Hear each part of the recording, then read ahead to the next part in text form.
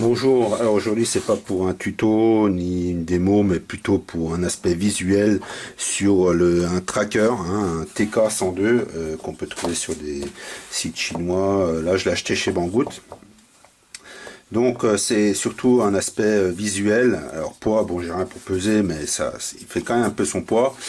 Pour l'aspect visuel, alors sachant que sur la base un APM de 6, hein, voilà, épaisseur c'est plus épais, juste pour l'effet de la coque visuelle de la, ça c'est un APM de CX, hein, donc on voit déjà que c'est beaucoup plus grand, donc on peut se dire que ça a une sacrée taille et que donc sur le type, sur les APM, enfin sur les drones de type CX ou Phantom, bon c'est un peu limite, mais voilà, c'est un peu, je sais pas où vous le collez, ça risque d'avoir son poids et bien être un peu volumineux, donc c'est un peu rajouter du poids. Bon après c'est pour se protéger de la perte, hein, on sait jamais. Donc il existe un autre, ça c'est alors sur le fonction que ça marche avec les antennes mobiles, hein, il y a un GPS intérieurement, ça vous envoie, vous téléphonez sur l'appareil qui vous renvoie son point GPS, donc vous avez les références par SMS et puis vous collez sur une map pour vous retrouver votre endroit. Maintenant, il existe un autre type que je n'ai pas, qui est le locator, qui marche sur le Wi-Fi par contre, et qui, par une petite puce collée, cherche l'émetteur où il est. Donc, avantage, si vous perdez votre appareil à 2000 km, hein, c'est exagéré, mais si vous envoyez votre demande, à 2000 km, vous aurez la réponse du lieu où il se trouve. Le locator, par contre, ils indiquent que c'est à distance 100 mètres. Mais bon, le Wi-Fi, moi, j'estime plutôt du 20 mètres. Hein, donc, voilà. Donc, donc l'avantage, comme qui dit, c'est la distance, hein, là vous perdez. Le désavantage, c'est que si vous vous trouvez dans une zone blanche ou zone où il y a peu de signal téléphonique, vous avez beau envoyer une demande, vous n'aurez jamais la réponse puisqu'il ne la recevra pas. Donc ça c'est un désavantage.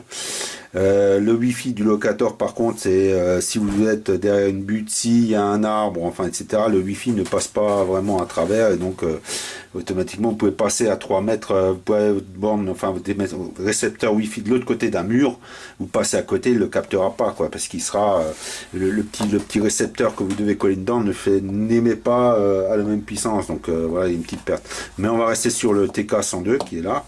Donc le tarif, alors moi je l'ai eu à 25 euros, donc entre 20 et 30 euros on va dire.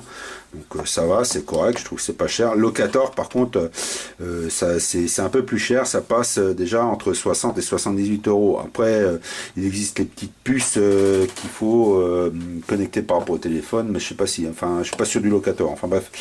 Donc voilà pour le TK102. Alors pour la mise en route, il y a vous avez un manuel, hein, alors, tout en anglais, hein, on ne changera pas le principe. Et donc là, c'est des séries de codes à taper. Bon, c'est pas si compliqué que ça, hein. Donc on vous demande de valider, de l'activer, on vous demande de valider un mot de passe, on vous demande de valider un numéro de téléphone qui fera l'action par rapport au GPS, hein. Donc de là après il y a d'autres options que j'ai pas pu tester puisque moi alors intérieurement c'est une puce free à 2 euros juste pour pouvoir communiquer. Si vous voulez réceptionner continuellement les données, il faut passer sur un autre abonnement avec un autre type de puce. Alors j'ai trouvé deux défauts au truc essentiellement lorsque je l'ai reçu. C'est l'ouverture de la coque, hein. Moi c'est vachement dur, je sens qu'à force il faut appuyer fortement sur la coque. Ensuite, donc là on va continuer l'ouverture, donc vous avez la batterie. Donc là c'est une carte SIM, j'ai mis un adaptateur mais c'est une carte SIM standard, hein. Dedans, en dessous, vous pouvez mettre une carte SD si jamais vous voulez toutes les données de vol, enfin de tout le parcours. Donc là c'est pas compliqué, donc on file deux batteries, hein, deux batteries avec le pack, hop là, allez, mettez dedans. Il y a deux batteries. Alors il y en a qui démontent tout le châssis pour alléger, hein, pour strict minimum syndical. Voilà. Donc là, vous le mettez dedans. Alors c'est pareil, hein, pour le mettre, c'est un peu dur, je trouve que là. Donc on file une deuxième petite coque avec un autocollant à précoller. Donc là, deux coques, la deuxième batterie. Alors vous avez le choix chargeur batterie, hein, comme ça. tac, dedans. Vous avez le choix en chargeur batterie ou en chargeur direct via USB dans la coque. L'indicateur sur le truc indique la charge que quand, pour X raison, que quand vous branchez sur le chargeur. Vous avez droit à une petite pochette encore de protection étanche pour l'appareil. C'est un peu dur à mettre, hein, je vous le dis. Hein. Donc ça c'est un peu pour ce qu'on reçoit avec. Alors j'ai dit le défaut 1 que j'ai trouvé, c'est la coque un peu dure à ouvrir. Et le second défaut, c'est en fait pour l'allumer et l'éteindre. C'est que la seule indication de fonctionnement, c'est une petite LED qui se trouve ici. Donc quand on l'allume, bah, on va rester un peu appuyé. Il faut vraiment, faut vraiment être comme ça pour voir si on a allumé ou éteint. C'est ça c'est un tout petit voyant rouge. Alors là, il se peut que en fait, je l'avais déjà laissé allumer parce que je ne savais pas si je l'avais éteint. On va changer de batterie pour le fun. Donc là, je mets une autre batterie que j'avais chargée. Voilà, c'est un peu, voilà, on voit un peu le tac. Il y a juste la place pour. On va remettre la coque. Voilà, on entend bien les craquements. Je sens que ça va pas. Donc là, on va essayer d'allumer. Et voir. Aucune idée.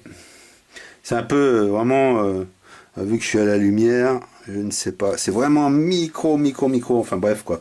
Donc pour l'éteindre et l'allumer, on voit pas trop. C'est vraiment, hein, je trouve le gros défaut, c'est ça quoi. Mais alors une fois en fonctionnement, bien sûr, j'ai testé. Hein.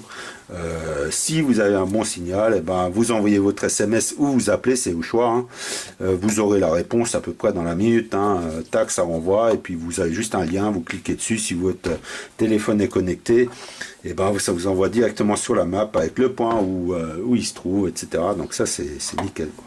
Donc voilà un peu pour le petit visuel de cet appareil hein, qui est sympa, mais comme qui dit, on le montrait à partir d'un 450 quoi. Hein, parce qu'après c'est un peu trop gros et trop lourd pour quelque chose de plus petit. Hein. Donc voilà, bah, sur ce, à plus.